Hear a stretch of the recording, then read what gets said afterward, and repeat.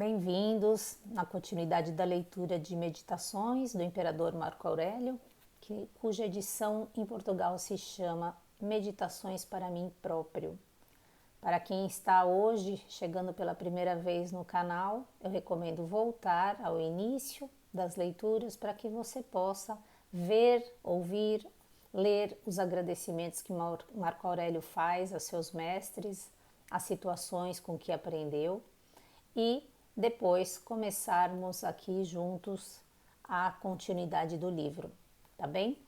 E eu gostaria de dizer também para vocês que as edições de Portugal e do Brasil são diferentes na forma da escrita, mas que a essência é a mesma. Então você não vai ter dificuldade de acompanhar a leitura. Lembrando só alguma coisa que já foi dita até agora, Marco Aurélio, um dos grandes nomes do estoicismo, que prega uma prática moral bastante sólida, exige isso das pessoas.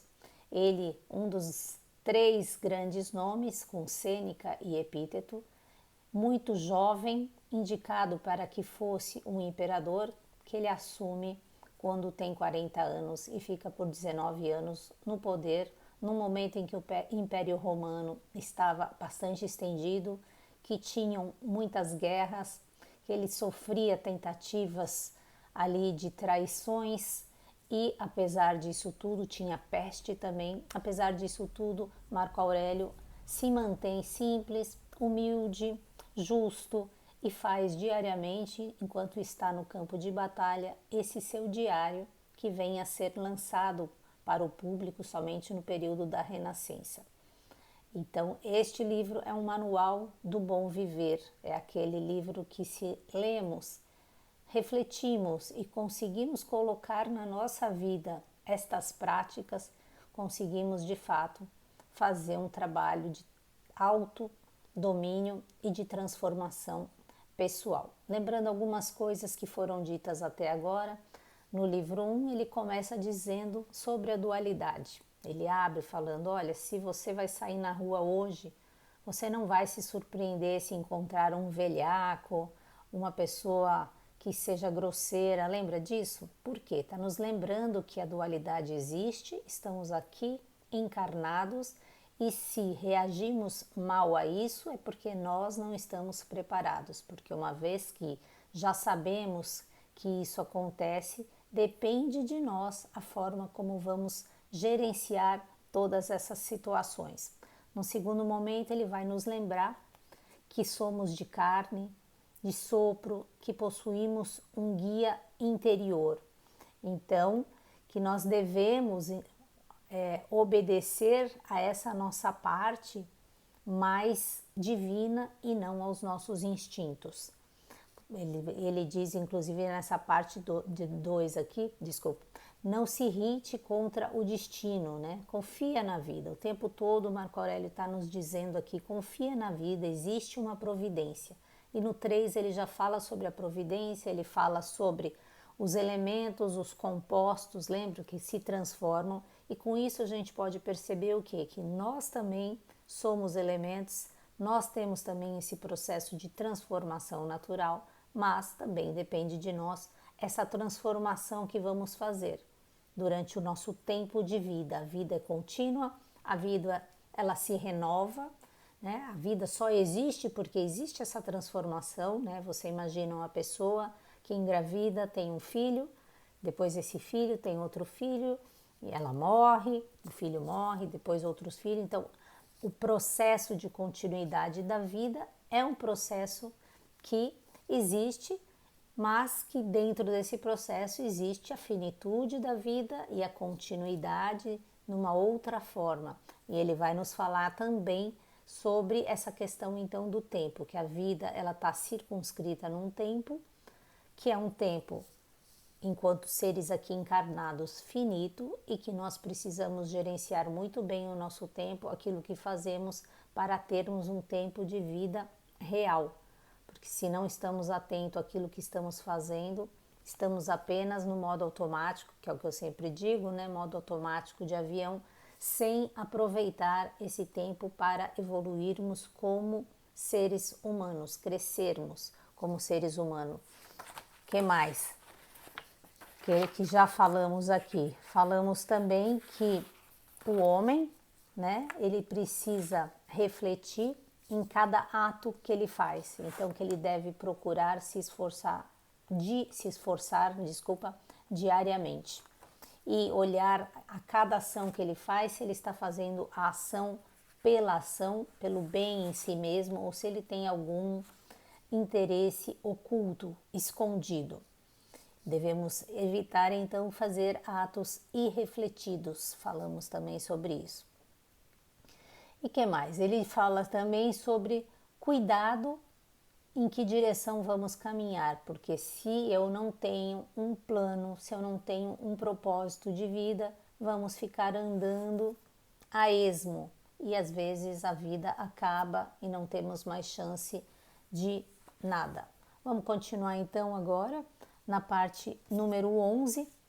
Eu parei no vídeo anterior quando ele dizia mais uma coisa que era, olha para a própria alma, não olha para os outros, né? Tenha um propósito, haja de acordo com ele, e ele diz, cuidado com a questão do prazer, porque o prazer ele rouba muito mais, lembra disso, da questão da cólera e do sofrimento? Ele rouba muito mais você de poder ser o seu melhor, porque ele te vicia. Então, muitas vezes você vai reagir por questão de dor, e você vai agir com a cólera, mas isso é menos grave do que você se perder no prazer.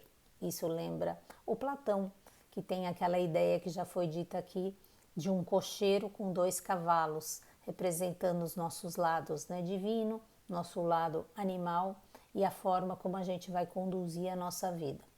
Então, continuando a parte número 11, ele vai dizer, conforma sempre as tuas ações, palavras e pensamentos, a ideia de que em qualquer momento podes abandonar a vida, novamente nos lembrando da nossa finitude. Despedir-se dos homens, se há deuses, nada tem de temível, porque estes não te deixariam mergulhar na infelicidade, confiança no destino, né? Confiança nos deuses aqui. E se eles acaso não existissem ou não cuidassem das coisas humanas, quem me importaria viver em semelhante mundo vazio de deuses ou de providência? Mas eles existem e cuidam das coisas humanas, a fim de que seja lícito ao homem não cair nos males verdadeiros. Entregam-lhe o pleno poder. E fora destes males, se algum subsistisse para nós, teriam eles tomado medidas para que nos pudéssemos preservar. Mas como poderia aquilo que não torna o homem mau tornar pior a vida? A natureza universal não teria deixado subsistir semelhante estado de coisas, quer por ignorância, quer conhecendo-o por falta de poder de o prevenir ou remediar. Ela não teria, por impotência ou incapacidade, cometido este erro tão grave de fazer calhar na mesma medida bens e males a bons e maus indistintamente. Ora, a morte e a vida, a glória e a obscuridade, a dor e o prazer, a riqueza e a pobreza, tudo isso cabe na mesma medida aos bons e aos maus, não sendo nem belo nem feio, pois não correspondem a bens nem a males. É uma confiança total na vida. Ele diz aqui, isso é muito bonito, se a vida é dotada de um sentido, se existem deuses, por que eu vou me preocupar? Os deuses, se existem deuses, jamais deixariam que algo de fato de ruim acontecesse. Então, essa minha visão que eu tenho do que é bem e é mal, muitas vezes ela está equivocada, ele está nos mostrando aqui. Por quê? O bom é aquilo que vai nos fazer crescer. Muitas vezes estão acontecendo situações na nossa vida difíceis para o nosso crescimento. Se eu não tenho esse entendimento, se eu não confio na vida, eu vou estar ali de vítima, eu vou estar em sofrimento, eu vou estar fazendo comparações. Ai, por quê? Quantas vezes já ouvi isso na minha vida até o dia de hoje? Ah, que isto não é justo, porque aquela pessoa não tem nada e aquela outra pessoa tem tudo.